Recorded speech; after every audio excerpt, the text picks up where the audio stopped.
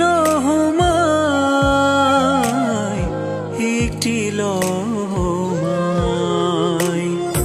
আপন আমি তাহার পায়ে দিবি তোরা আয়। স্বার্থ দিলে মুক্তি পাবি একটি লোহমায়, একটি লোহমায় আপন আমি